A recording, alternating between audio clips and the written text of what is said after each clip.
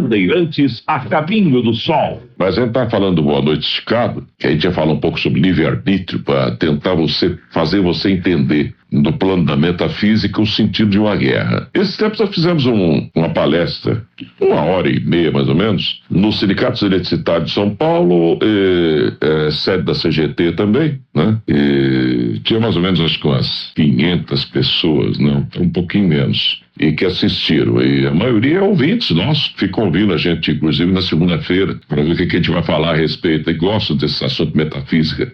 A pessoa passa de uma certa idade, ela aceita melhor ouvir certas coisas, mesmo que ela não entenda muito bem, ela ouve pelo menos, né? E com o tempo ela vai raciocinando, tem uma certa lógica, parece que tem lógica, tem lógica. E mesmo porque tudo que a gente fala aqui é uma sequência de mentiras, tudo que a gente tira da mente é mentira. É preciso ter coragem de dizer isso, porque tudo que um religioso diz, ele acha que é verdade. Tudo que um filósofo diz, ele acha que é verdade, geralmente, tem exceções, né? Tudo que um cientista diz, ele acha que é verdade. Apesar que o cientista, hoje em dia, ele já está consciente de que toda a experiência científica, isso é absoluto já, é relativa. Então, portanto, existe um absolutismo que se chama relatividade em todas as coisas que existem no universo. Mas aceitar essa ideia de absolutismo, do relativismo nas coisas, é quase meio difícil para a cabeça do filósofo, de um religioso, de um cientista, de uma forma geral. Mas não é para a cabeça do metafísico, porque o metafísico, talvez passando por experiências que o pessoal chama de transcendentais,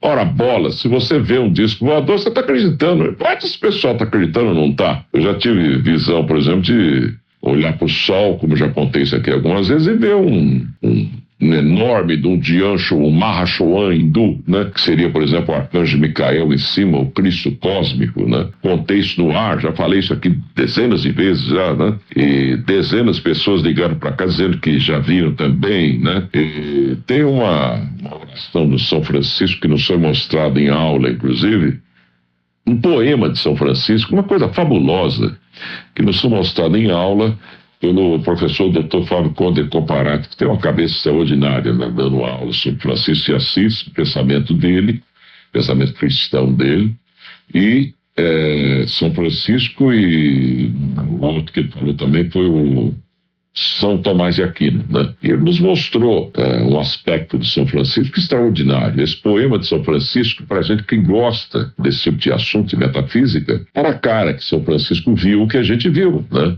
Então, por isso, a grande inovação dele, chamar todo mundo de irmão. Quem sabe ali, ele estivesse até avatarizado por um dos planetários, ou espíritos planetários, que na verdade são corpos mesmo, né? De outra dimensão de matéria, e eles materializam dentro do coração deles bolas, né? Onde a gente chama de planetas, mas na verdade são bolas de luz dentro deles. Às vezes algumas parecem apagadas, que são astros iluminados e não luminosos, e outros astros luminosos, que aí vem a astronomia com um astro de primeira grandeza, de segunda, uma estrela de segunda grandeza, aquela coisa toda que a astronomia estuda, que os astrofísicos estudam, mas que na verdade eles não sabem o que estão estudando, mas estudam.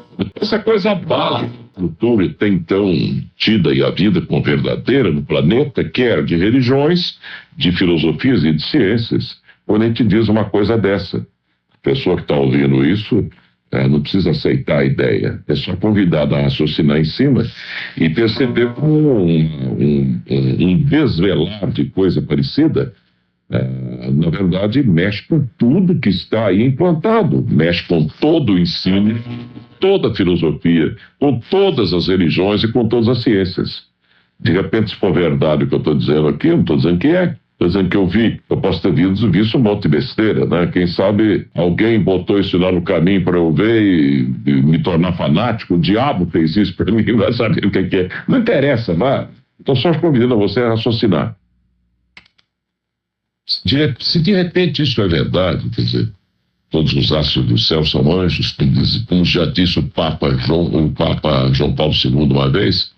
Talvez o Papa seja outro doido, né? E o demônio botou isso na cabeça do Papa para ele poder dizer isso numa entrevista coletiva à imprensa no mundo inteiro, né? Carol Wojtyla, então, seria um louco, né? Assediado pelo demônio. Quando ele disse que os anjos existem, e o cardeal do lado dele, na cara dele, disse assim: existem e são mais que as estrelas do céu, e elas próprias, claro, né? E ele está certo dentro do relativismo das coisas. Bom, então, quem está errado? Se eu for para o inferno para dizer isso, eu vou junto com o Papa, que bom, não? Pelo menos vamos ter umas conversas boas, né? Porque eu gosto muito desse Papa até aí. Eu gosto de todo mundo, aliás. Bom, então, dito isso, qual o sentido do livre-arbítrio?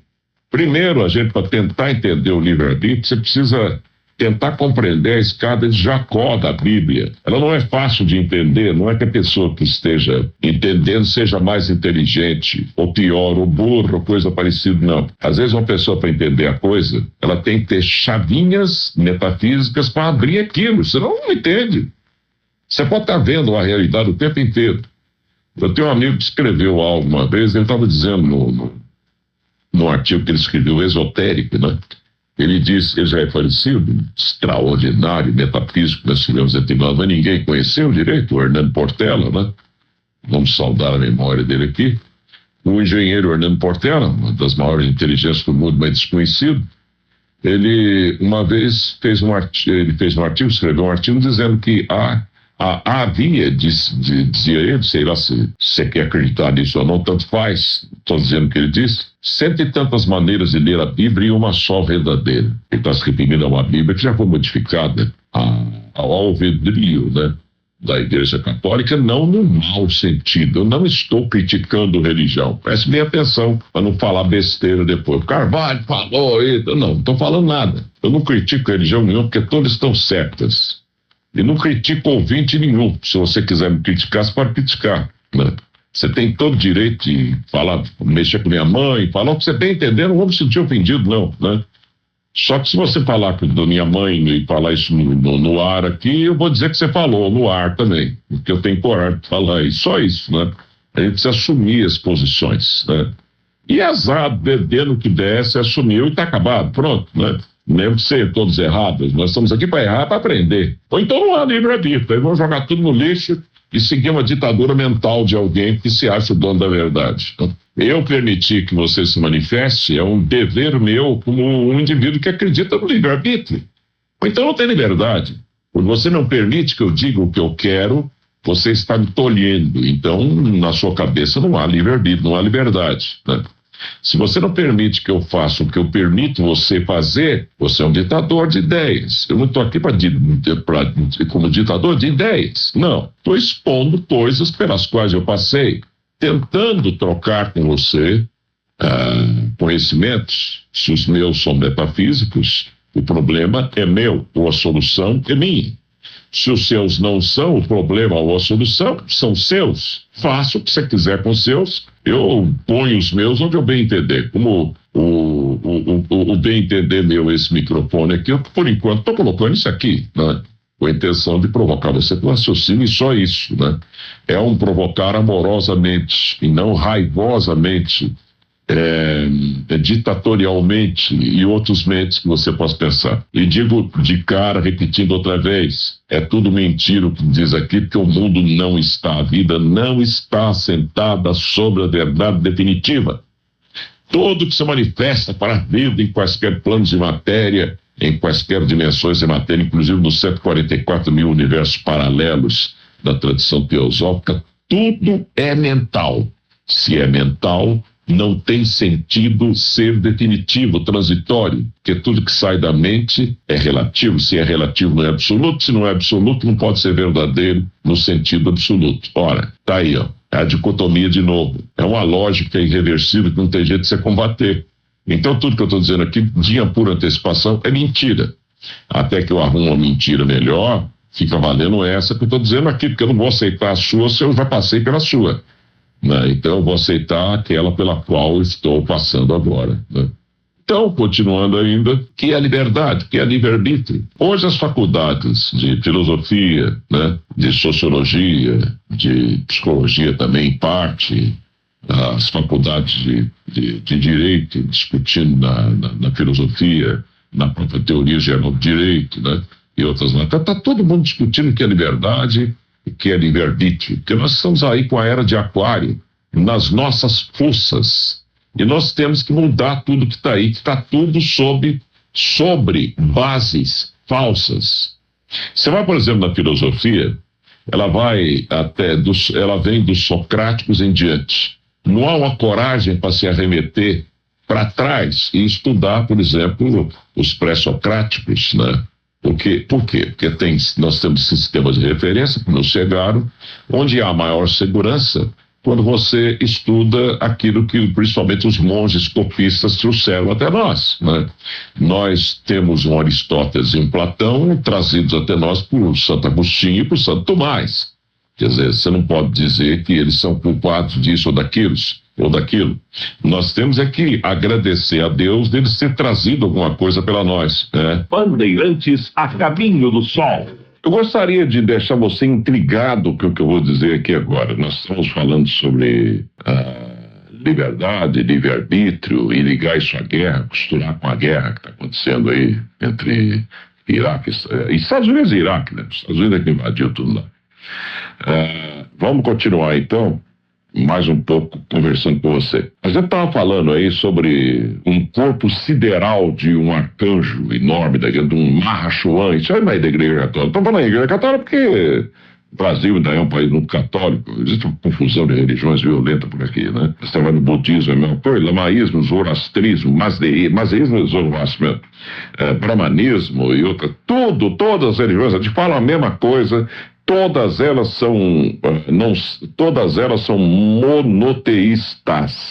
É que aquelas que são tidas como politeístas, ao invés de usar o nome de Santo Fulano, Santo Beltrano, ou o fulano da hierarquia ascendida tal, o Beltrano, o grande guru tal, chama de deuses, né? Como homenagem, como por exemplo, o meu pai chama Carvalho, então eu sou Carvalho filho, né? E a minha família inteira é Carvalho por causa do meu pai. E, vamos supor que meu pai fosse Deus e Carvalho seja o nome de Deus, né? Então quando fala Carvalho, a família do Carvalho inteirinha é Deus. Não é isso, né? Então o livre-arbítrio, pelo menos na nossa concepção, tentando misturar um pouco de metafísica com isso aí, livre-arbítrio não é uma coisa que se ganha de presente, se conquista com o estado de consciência mais elevado da pessoa, né? Então não pode passar pela minha cabeça, pelo menos, eu não sei pela sua, como passa aqui, eu uso sempre o singular, eu, né? Para que fique claro que eu que estou dizendo tem nada a ver com Bandeirantes, né? Eu acredito que, né, o livre-arbítrio de um ser superior é muito maior que o livre-arbítrio de um ser inferior, né? Se você entender que há uma chamada escada de Jacó, onde o primeiro degrau é o degrau do iniciado perfeito, que é aquele ser que tem uma cabeça que vale uns 7 Einsteins, né? Porque ele é tão flexível nos seus conhecimentos que ele não está atrelado definitivamente a coisa alguma, a não ser a si próprio. Ele já desenvolveu nele próprio um amor por tudo que está aí. Ele está compreendendo o mundo melhor. Ele não tem uma doutrina que ele acha que aquilo é absoluto, que aquilo vai corrigir o mundo, que aquilo é maravilhoso, que só aquilo presta. Não, ele ama tudo que está aí, ele compreende por que as coisas são como são. Ele sabe que está tudo pesado, medido e contado. Esse é o iniciado, né? Ele passou por uma escola e a escola entrou dentro dele, porque não adianta você passar pela escola. Eu já tive na eubiose, fiquei lá, não gostei, saí. Aí fui para a Provida me ensinou a opção de como eu não gostava do Celso, da Provida. Eu achava que a Provida tem uns cursos avançado 1, avançado 2, aquelas coisas que a Provida tem. Aquilo ali não leva a nada, leva a alguma coisa, senão não estaria cheio de gente lá, né? E aí eu estava na Igreja Católica, que eu pensei bem, falei, porcaria isso aqui, eu vou entrar na Igreja Universal do Reino de Deus do Bispo Macedo. Isso tem um dízimo, uma coisa, mas depois você sabe, eu cheguei à conclusão que não presta a Igreja do Bispo, mas ela continua cheia, então ela presta. É você que não prestou atenção nas coisas. A Igreja Católica está acabada, tá isso. Mas como é que está cheio de gente ainda lá? E você tem organizações católicas, apostólicas, romanas extraordinárias. Você tem, por exemplo, a Unisal, que é uma instituição de ensino espetacular, e o que o Dom Bosco desenvolveu em termos de direitos humanos, né? E de procurar tratar todos os seres como irmãos, é algo espetacular. Ignorar isso é ser um bobo. né? Isso é verdade. Mas espiritismo kardecista é uma tremenda uma bobagem, né? Porque o espiritismo kardecista do Kardec, peraí, tire o kardecismo e não ponha nada no lugar dele pra você ver pra onde vamos, né? Mas surgiu. O kardecismo é espetacular, né? É sensacional. Se você soubesse que o kardecismo já fez bem pela humanidade toda, inclusive acabando até com fantasmas que existiam por aí, de gente que morreu e não sabia que tinha morrido, né? Graças à evangelização dos kardecistas, isso aí melhorou muito. Você fala, mas a Umbanda é quadrada, porque ela é da Lemúria antiga ainda, ela passou pela Atlântida, chegou até nós, deturpou tudo, mas não serve para nada. Não, peraí, se não servisse para nada, nós não teríamos, por exemplo, a Umbanda aí até hoje, o Candomblé, etc., os ritos afros, né? Estão prestando serviço a muita gente que gosta disso e se sente bem com isso, né? Não dá para você questionar a humanidade com o que ela faz e as correntes que a humanidade segue. Cada cabeça segue o que os seus neurônios podem suportar. Se você não desenvolver um tipo de amor às pessoas nesse sentido, você vai continuar com preconceito religioso. Se você não seguir certos preceitos de raciocínio, não entender o porquê das raças, um é branco, outro é preto, outro é amarelo, um tem dente, outro não tem, um cheira mal, outro cheira bem, um é baixo, outro é alto, um é magia negra, outro é magia branca. Se você não entender isso, você vai ficar o tempo inteirinho malhando e falando mal um dos outros, como a humanidade inteira geralmente faz, né? Um fala de um, outro fala do outro, você vai nas casas, todo mundo tá metendo pau, você vem numa redação de jornal, um tá metendo pau no outro, você vai no Congresso Nacional, enquanto eles não estão metendo pau um no outro, via microfone mesmo, um criticando o outro, nos bastidores está um criticando o outro também. Você viu o que fulano fez? O senador fulano? O senador Beltrano. Nós somos um monte de criança no planeta inteiro. O Bush sorridente, acenando para todo mundo, como se estivesse promovendo o melhor ato da sua vida, eliminando o Satanás da face da terra, que é o Saddam Hussein, quer dizer, parece que está todo mundo enxergando algo que o Bush não enxerga. O Saddam está tentando ver uma coisa que também ninguém enxerga, ele também não é santo, né? E vai por aí afora. É incrível, né? A humanidade é isso que está aí. E eu também sou. Só que eu sei que sou e admito e aceito. Pronto, né? Já expliquei isso várias vezes por que estamos nessa circunstância. Mas voltando, já que nós vamos para um lado, vamos para o outro e caímos no assunto, que é uma forma de valor acrescido de você tentar passar as coisas para os outros, né? A liberdade só pode existir na proporção em que o ser tenha consciência de seus atos, dos seus pensamentos, das suas palavras e dos seus atos, como querem as grandes religiões, né? E o livre-arbítrio é proporcional a essa responsabilidade que cada um assume perante si próprio. E é muito difícil falar sobre isso porque isso é tão relativo, né? A responsabilidade que você assume não pode ser a mesma minha ou de outro, porque eu não sei quem você é. Você, de repente, é uma pessoa que já está até no primeiro degrau da escada de Jacó. Eu estou distante ainda, né? Você, para subir essa escada de Jacó, você tem que vencer você. Você não tem que vencer o mundo. E o mundo quer vencer o mundo, você não consegue vencer o mundo. O mundo não está aí para ser vencido, é uma escola para você aprender a viver, é só isso. Você tem que vencer só você mesmo. O seu próximo não está aí para ser um inimigo ou amigo teu. Ele está aí para servir de parâmetro a você.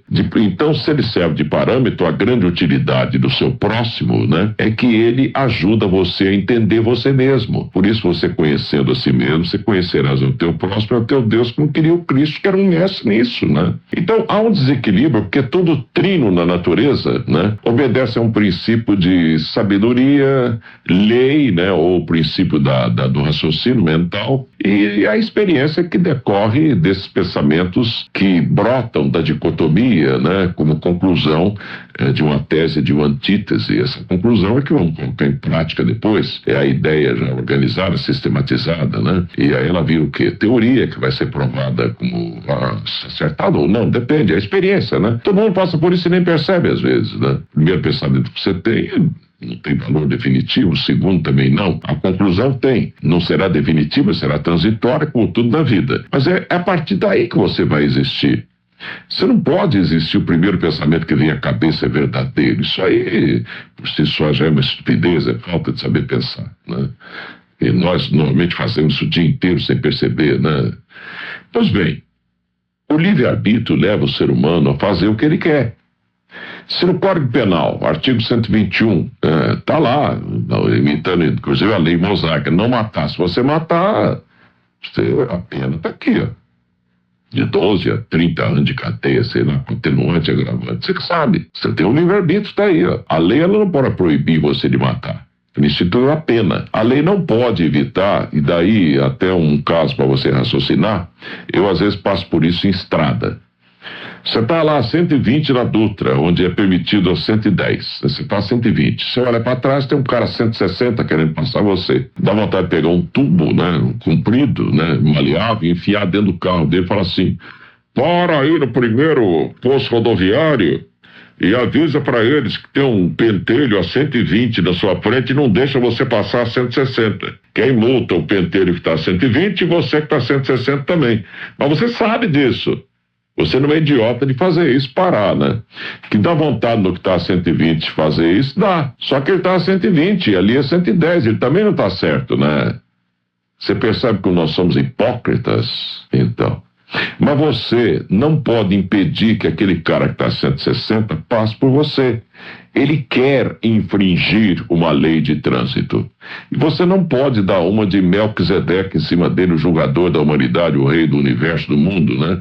Ou dar uma de juiz togado aqui na terra, querer julgar aquele cara e condenar. E ele na frente você também será julgado e condenado. É por isso que fica aquele eterno, seu filho da puta, seu desgraçado, seu isso, seu aquilo, no trânsito o dia inteirinho, um ofendendo o outro. Por quê? O cara acaba de fazer uma coisa que você não gostou, você xinga a mãe dele. E você acaba de fazer uma que ele acha que você fez, sabe-se lá se você fez mesmo ou não, ele já xinga sua mãe também, e se toca aquilo pra frente, daqui a pouco não tá matando o outro, como sempre acontece nas cidades grandes ou no interior, por aí afora, onde um mata o outro porque acha que o outro tá errado e tal, quer fazer justiça com as próprias mãos, né? Essa escada de Jacó que ele estava mencionando aqui, ela tem 9 degraus de acordo com o ensinamento teosófico. Vamos logo dar nome aos bois, para não ficar metafísica, né?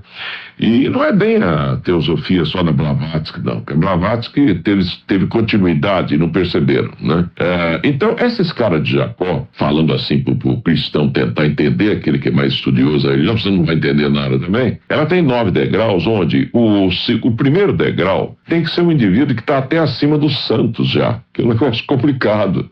É uma compreensão global da natureza, do mundo, difícil de encontrar nas pessoas, profundamente difícil.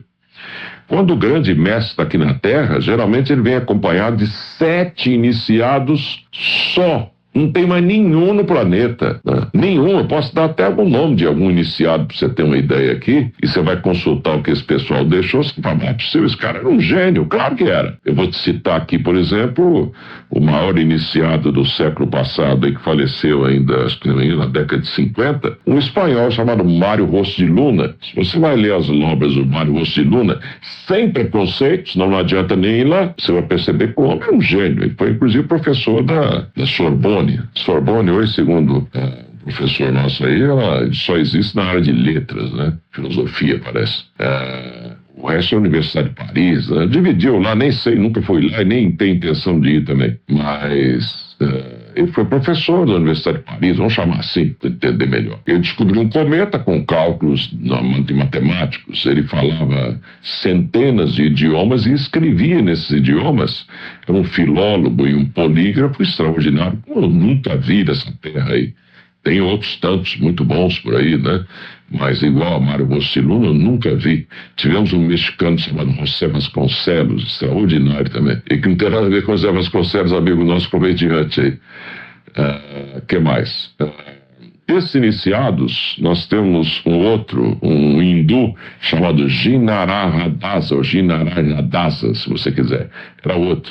Ele pode citar até o nome do sétimo, vamos ficar por aí. Bom, esses são iniciados. Mas é o primeiro degrau da escala de Jacó. Um ser desse vem para transformar e não ser transformado. Geralmente é um líder carismático extraordinário. Líder carismático não é todo ele iniciado, não. Às vezes é um ser de degrau até superior da escada de Jacó, avatarizado esse ser, ou projetado num ser humano aqui, que já tem condições elétricas, eletromagnéticas, neuroeletromagnéticas, de suportar aquela consciência cósmica com um potencial eletromagnético muito grande, que queimaria qualquer um de nós se baixasse em nós como se fosse um espírito aí, né? Não tem condição de falar dentro de nós, estabelecer uma conexão com a gente, né? Via mental abstrato, né? Estabelecendo uma ponte de Antacarana, como diziam os antigos hindus, porque queimaria todos os nossos neurônios. Então, esse ser procura um ser afim com ele. Daí a ideia de serafim também, de arcanjos, de serafim, um anjo especializado, né? E então projeta naquele cara ali, aquele cara passa a ser ele aqui na Terra. É assim que funciona a vinda dos mestres, né, aqui para a Terra. Bom, então esse ser, sendo de um degrau superior da escala de Jacó, ele vem com uma outra missão. Aí outra coisa, estou falando de iniciado. Precisa separar as coisas, senão a gente faz confusão. A matéria já é confusa, ela é toda complicada, né? Você vai subir na escala de Jacó, então você tem primeiro degrau, o iniciado perfeito. Segundo, o adepto, que é um ser que não é daqui mais. Ele tem corpo físico, mas não é um corpo físico dessa dimensão. Terceiro degrau, arhat de fogo, ele é superior ao adepto, e vai subindo. O Cristo, o Buda de evolução, é outro ser, né? Não tem a ver com Jesus Cristo é superior a isso. Depois você tem um quinto ser chamado Dhyani, a grosso modo anjo, mas não é bem assim, que é um ser superior ainda ao Buda, ao Cristo de evolução. Depois você tem um sexto ser, esse é o Bodhisattva. Esse é uma categoria de seres elevadíssimos, né? Que vem em nome de um maior ainda, o filho daquele maior para a Terra. Esse, Cristo, quando fala, o meu pai, o pai dele é um superior a ele que está no degrau de cima, né? Seria um logos planetário, ou um desses grandalhões, né, que a igreja fala aí. Agora, o sétimo degrau é aquele que é o do Ishvara, ou, como Blavatsky ensinava na doutrina secreta, Isis sem véu, um comandante de um sistema inteiro de evolução. E o oitavo, né, que seria o sol central do oitavo sistema, o oitavo é o Ishvara, perdão. O nono é o sol central do oitavo sistema, ou aquele que é o eterno Deus eterno de todas as religiões. Portanto, isso aí não é politeísmo, é monoteísmo. Mas por uma questão de reverência a esses seres extraordinários que, pelo esforço próprio, chegaram lá, nós temos mania de chamá-los de deuses do Olimpo. São eles mesmos, viu? Um é Zeus, outro é Hermes, o outro são eles mesmos, né? Então, disfarça-se tudo em Olimpo, né? Mas, na verdade, por isso que eles são mortais. Um ser hierarquicamente superior, ele morre ainda noutra dimensão. Só que para morrer lá, ele dura 1 centilhão de anos, dá a impressão que é imortal. Tudo que se manifesta para a vida universal em quaisquer planos de matéria, dessa matéria, que a gente pode entender com a cabeça, é transitório, mesmo que dure 600 centilhões de anos, né? É mortal. Isso aí não é eterno, né? Porque não tem sentido em ser eterno algo que está passando por uma experiência. Experiência dá uma ideia de início, meio e fim. Se dá ideia de início, meio e fim, por uma questão de mera lógica, tem que ser transitório. Que diabo, né? Vamos falar isso aqui a vida inteira. Nada que passa por experiência pode ser eterno, não tem sentido. Só uma coisa pode ser eterna, é aquilo que gera tudo, o gerador inicial de tudo. Mesmo porque não dá para questioná-lo, porque é só um. Se ele é só um, você vai questionar o um. Se ele está dentro de você, você pode questionar o um que está dentro de você. Mas você, para questionar o um, você tem que ser ele próprio primeiro, para depois você tentar questionar. Agora dizem que quando você se torna aquele mesmo um, você não vai questionar você mesmo, você entende a si próprio, você vai questionar o quê? Cala a boca e pronto, né? Mas, então nessa subida da escala de Jacó, cada um que está num degrau desse aí, tem livre-arbítrio superior ao que está abaixo, né? Então, a coisa mais engraçada que existe é o indivíduo dizer assim, como é que Deus permite uma guerra, né? Uai, por que ele não acaba com tudo? Tudo que está aqui dentro desse corpo sideral, que seria uma bola de luz azul materializada no coração, atualmente é coração, depois vai ser diferente, porque os chakras desse ser enorme, né, os centros de força, são verdadeiros sistemas planetários, como a gente quer no estudo da astronomia. E esses sistemas planetários, essas cadeias planetárias, tem 7 globos, para você ter uma ideia, né? Cada globo tem 7 rondas, micro-ondas de vida, no tempo nosso de terceira dimensão, isso aí é uma eternidade extraordinária de tempo, né? Só que é finito isso aí, não é infinito, né? Esses corpos siderais têm duração. O que não dá para falar, que a ciência fala quando você entende isso. O Sol vai apagar daqui a 2 bilhões de anos. Vai coisa nenhuma. O Sol, ele é vamos dizer assim, um 7º degrau, o 8º degrau da escada de Jacó. Ele é comandante de um sistema inteiro de evolução. Digamos que ele é o Cristo cósmico, né? Aí você pode falar o rei do universo, claro que é, né? Ou o arcanjo Micael em cima, né? Que tem a ver com ser superior ainda a tudo isso, mas que não vamos nem tocar no assunto aqui para não confundir mais ainda. Tanto que muita gente que já viu esse sol, inclusive Francisco de Assis, no poema dele, tá na cara que ele viu, né? Que você se apaixona tanto por isso que você vê, que você não toma cuidado, não souber o que você está vendo, você acaba dizendo assim, irmão sol, ô irmã lua, ô irmã formiguinha, irmão cachorro, irmão gato, irmão pomba, irmão passarinho, irmão urubu, irmão preto, irmão branco, irmão isso, irmão aquilo. São Francisco era uma coisa maravilhosa, que se você se entrosar com ele te faz chorar o tempo todo de emoção. Como é que um ser pode ser tão espetacular como Francisco de Assis, né? Pois é. E por quê? Porque ele viu a coisa, ele viu, mas vendo, ele não tem condição de passar para o outro, ele tenta passar. Mas a maioria, como não está vendo, fala assim, está sonegando, está escondendo, é mentira, é isso, é aquilo. Ora, por isso que o que você vê só presta para você. Você pode ouvir um outro falar a respeito. Eu sempre ouvi as pessoas falarem em amor, coração, né? How can you mend a broken heart? Aí, broken heart, para todo lado, né? Coração em espanhol, né? Como é que fala italiano? Eu até esqueci aí, né? E para todo lado que você vai, todo mundo fala em coração. Você vai no católico, está lá o Sagrado Coração de Maria, o Sagrado Coração de Jesus. Ora, tem tudo a ver com o coração. Um ser que alcança que se torna iluminado na Terra, que ele se ilumina, né?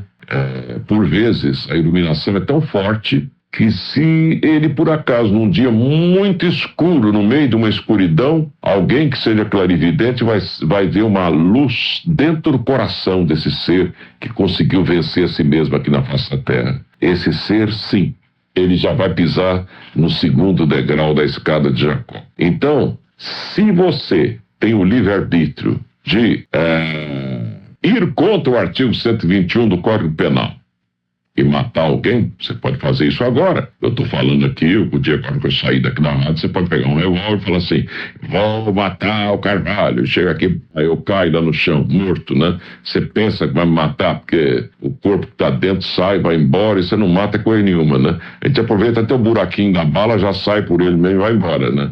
Você pensa que está matando, você está atirando em você mesmo, né? Só fica devendo uma, né? E não vou ser eu que vou te matar na próxima. Você vai morrer, sei lá, vai pagar, ué, você não aprende.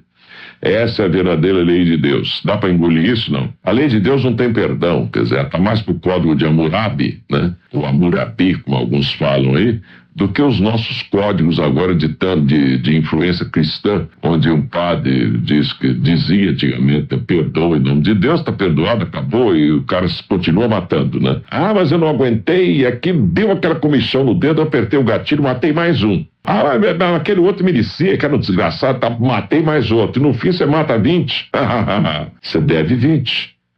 A não ser que você seja um agente kármico, né? Então, tem seres que podem matar. Por exemplo, um planetário, um corpo um corpo sideral chamado planetário, meu Deus, ele é o 7º degrau da escada de Jacó.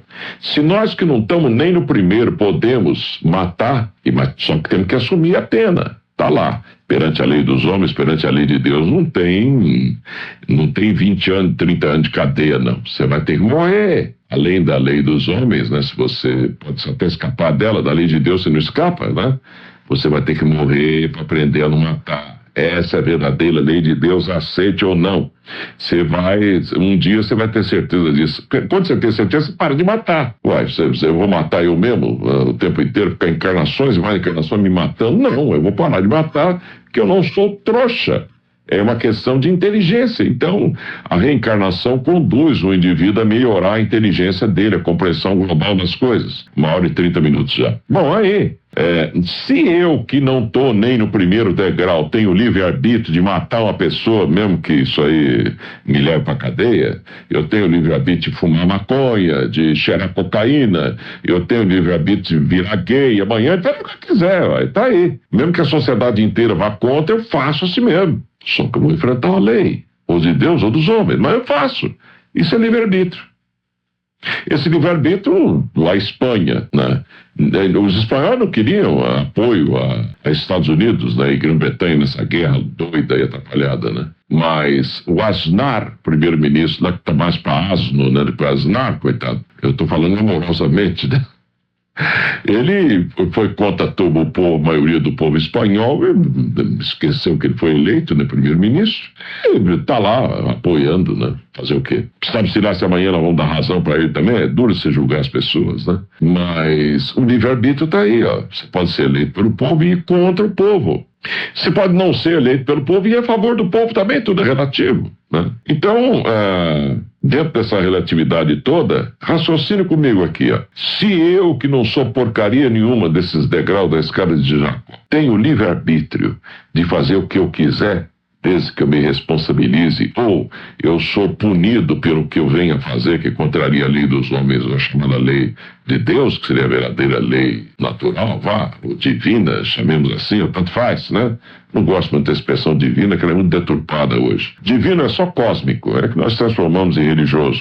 Então, religioso no mau sentido. Então, imagine um ser de 7º degrau. Ora, ele é tão poderoso que ele assume qualquer corpo das dimensões inferiores. Ele só não pode assumir um corpo de dimensão superior porque ele não tem ainda pós-doutorado suficiente. Ele é doutor. Mas ele, para chegar lá em cima, ele tem que ser pós-doutorado. É melhor ainda, vamos encarar aí a sequência hierárquica da carreira universitária da Universidade de São Paulo, por exemplo, Faculdade de Direito, para a gente entender melhor. Ele não fez concurso para cátedra, ele não é catedrático, ele é professor titular. Então ele está lá, ele é o 7º degrau, mas ele não pode assumir a condição de Ishvara, ou um sol de um sistema inteiro, né? Exercendo aquela função ali, porque ele não tem ainda, ainda não passou pela banca examinadora terrível, né, para chegar a catedrático de uma universidade chamada Universo, né? Daí vem a expressão universidade também de universo. Você está entendendo o que quem está falando, não? Isso é livre-arbítrio. Livre-arbítrio implica em responsabilidade. Por exemplo, o Sol, ele não vai apagar, ele não vai morrer daqui a 2 bilhões de anos. Ele vai apagar-se a hora que ele quiser. Ah, mas o cientista falou isso. Não, ele é um corpo sideral. Ele tem livre-arbítrio. Só que ele tem um plano cósmico da mão de alguém superior a ele para realizar. E que ele, como é um discípulo apaixonado daquele ser superior a ele, que é o 9º degrau, ele é o 8º, né? Ele não vai transgredir a lei cósmica. E o homem não tem condições de afirmar absolutamente nada sobre aquele ser extraordinário que é o comandante, o Sol, o comandante do sistema inteiro de evolução de um universo inteiro, que é um sol daquele sistema enorme ali, né? Como é que você vai julgar um ser desse se você não pisou nem no 1º degrau da escada de Jacó? E esses seres que não pisaram nem no 1º degrau da escada de Jacó são hoje os nossos professores de filosofia, os nossos professores de filosofia do direito, nossos professores de direito, de medicina, de tudo que está aí. São os locutores de rádio também, né? São o que mais? Eu estou no meio também. São os nossos religiosos, mesmo que sejam os mais altos do planeta. São o quê? Os nossos cientistas, os melhores, incluindo o Einstein, pra você ter uma ideia. Condição nós temos de julgar isso. É nessa maia que nós vivemos. Isso é maia. Isso é ilusão, né? É por isso que a gente insiste tanto em dizer tudo no universo manifestado é maia. Porque nós não temos condição de conviver com a verdade. A verdadeira metafísica, ela está muito, mas muito além das possibilidades mentais do ser humano. A gente bate nisso aqui há tanto tempo e a gente tem a coragem de botar isso para fora hoje em dia, porque hoje é permitido dizer isso. Mas a maioria que está ouvindo a gente não compreende bem essas coisas, né? Mas a gente repetindo na cabeça de cada um, dá para o indivíduo raciocinar um pouquinho. Não aceite essas coisas. Pense nelas. Em seguida, se você não entendeu, esquece, vai jogar o seu futebolzinho, vai comer 1 quilo de carne se você quiser, faz o que você quiser na vida tua, não estamos querendo que você faça nada que a gente está falando, né? Apenas que você pense um pouquinho, né? Vamos deixar tentar deixar de ser criança, né? Quem sabe antes da hora ainda, né? Porque tudo que está aqui está lá, Kali Yuga. E Kali Yuga, a idade do ferro, ela demora 432 mil anos para passar, mas estamos só 5 mil nessa Kali Yuga, né? Faltam apenas 427 mil anos para a gente sair dessa infância psicomental, onde a vaidade e o orgulho estão acima de tudo, e nós precisamos disso aí para mostrar o nosso egoísmo. Falar assim, poxa, eu sou um grande locutor, eu sou um grande filósofo, eu sou um técnico de som extraordinário, pô. Sem mim, sem eu aqui, eu não sei o que seria do grande Sampa e de tudo, né? Tô falando pelo Ailton aqui, ó. Ou então, o Ailton é um grande técnico mesmo, eu tô brincando com ele aqui. Ou então, eu sou um cantor, e nossa, eu sou um cantor que ninguém canta tão bem que nem eu, quer dizer, então, eu já vendi 200 milhões de discos, tá? Eu tenho isso, comprei aquilo, né? Eu sou o maior bandido da paróquia. Já matei 600, né? Sou terrível, né? Eu construí a bomba atômica. Eu trabalhei com o grande físico Pauli, né? Não vou dizer quem que afirmou isso aí. Fiz experiência com ele. Quem sabe já sabe de a quem está se referindo, né? A um grande físico nosso aqui. Não cabe falar. Depois alguém está falando mal dele, né? Isso é natural na gente, nós somos todos assim, ficamos criticando um ao outro, nós somos a mesma coisa. Chega por hoje, 1h37 minutos e meio. Bandeirantes a caminho do sol.